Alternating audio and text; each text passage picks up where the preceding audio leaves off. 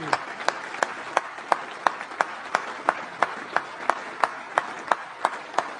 Thank you, thank you, thank you. It's a great honor to be standing here again. Over 160 years ago, during what would become his final days in office, President Abraham Lincoln addressed this nation, and he said, "Let us strive on to finish the work we're in, to bind up the nation's wounds, to care for him who shall have borne the battle." My fellow Americans, First Lady, Vice President Harris, and Second Gentleman, Secretary Blinken, Austin, McDonough, Mayorkas, Chairman Brown, most importantly, our veterans, service members and their families. I've said it many times before. I got in trouble for saying it when I was a young senator. I said, we have many obligations, but only one truly sacred obligation. Sacred. To prepare those we send into harm's way and to care for them and their families when they return home and when they don't. It's an obligation, not based on party or politics, but on a promise that unites us all. And today, as we strive on to finish the work of our moment, to bind the nation's wounds once again, we commit and recommit to this sacred vow. This is the last time I will stand here at Arlington as Commander-in-Chief. It's been the greatest honor of my life to lead you, to serve you, to care for you, to defend you, just as you defended us, generation after generation after generation.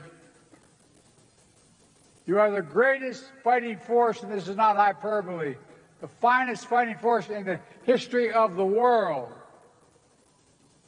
I'll never forget standing at Valley Forge, our nation's first soldiers laid down their lives to deliver a nation where everyone is entitled to inalienable rights, life, liberty, pursuit of happiness. And I'll never forget walking the hills of Gettysburg, where thousands more shed their blood to make those words real. I'll never forget in Belleau Woods, visiting there to pay tribute to the heroes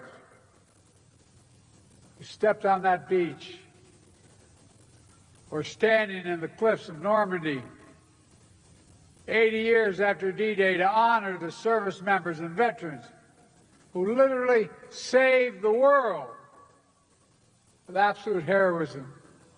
Just standing there, you wonder how in God's name did they have the courage to do what they did. I'll never forget visiting bases in Korea, where America's sons and daughters answers a call to defend the people they had never met. For paying my respects in Hanoi, where so many of our troops defended democracy, including my friend and once worked for me, Senator John McCain. I'll never forget my trips to Afghanistan and Iraq, where tour after tour, young men and women served and sacrificed to keep our nation safe.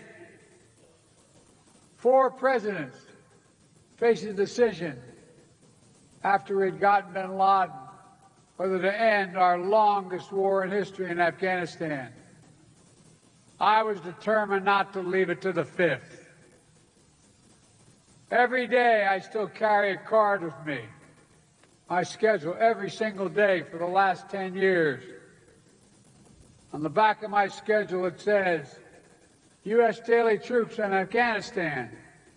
U.S. troops died in Afghanistan as of today, 2,465. Troops wounded in Afghanistan, 20,769. U.S. troops, Iraq, died in Iraq, 4,620. Wounded in Iraq, 32,766. Ladies and gentlemen, this is my duty as president, but also as a parent. Like many of you, our son Beau Biden deployed to Iraq for a year with the Delaware National Guard. I still remember the day he asked me to pin his bars on him. He stood ramrod straight. How proud Jill and I, our entire family felt. Like so many of you, we also remember how hard it was when he was deployed. Empty seats at the dinner table, missed holidays and birthdays, prayers of hope and worry, repeated every morning and every night. Just as we ask everything of our veterans, we ask everything of their families. English poet John Milton wrote, and I quote, "They also serve who only stand and wait, as so many of you have." So for all the military families, to all those with a loved one still missing or unaccounted for, to all Americans grieving the loss of a loved one who wore the uniform, Jill and I want you to know we see you, we thank you, and we'll never stop working to meet our sacred obligation to you and your families.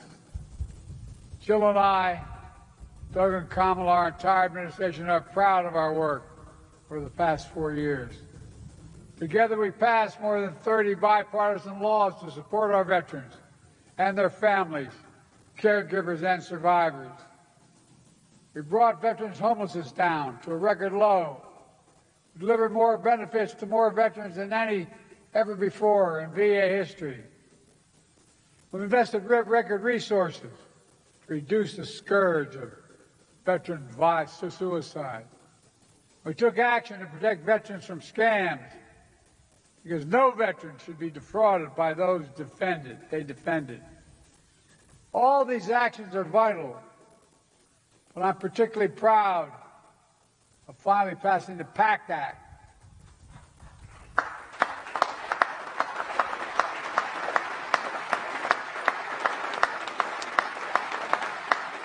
This is the most significant law in our history, our nation's history, to help millions of veterans who are exposed to toxins like Agent Orange and burn pits during their military service.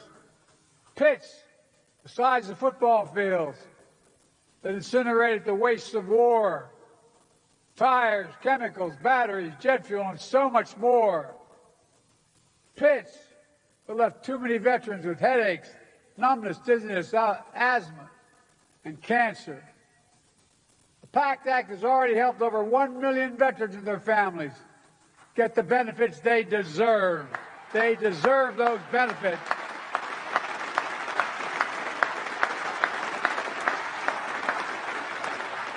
Today, I'm proud to announce that the VA will expand the number of cancers covered under the PACT Act. And to all veterans who served at K-2 Air Base in Uzbekistan, constantly surrounded by toxins, we want to honor you. We want to have your back, just like we did in Agent Orange, just like we're going to rule to make sure you don't have to prove your illness as a consequence of your service, which is often too hard to do.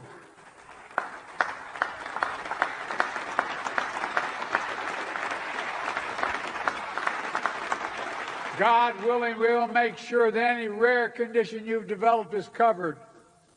We're committed to getting this rule in place by the end of my term. Folks, this matters. Too many of our nation's veterans have served only to return home to suffer from permanent effects of poisonous chemicals. Too many have died, like our son Beau and like Sergeant First Class Heath Robinson. whom the PACT Act was named.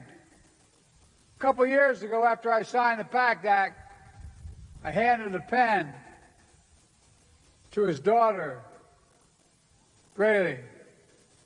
She and her mom are with us today. I don't know where you are, but God love you. There they are. Stand up, ladies.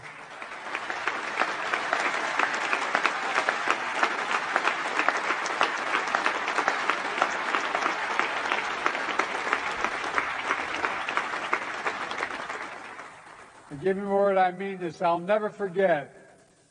After I handed the signing pen, that beautiful young lady who lost her whole world, she held the pen in her hand, and she looked at me and she said, "Thank you.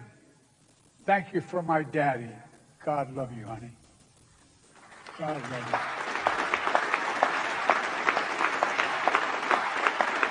But I don't think she was just thanking me. She was thanking all of you here, all of us, everyone who fought hard and came together to keep our promise to our veterans, to keep the faith.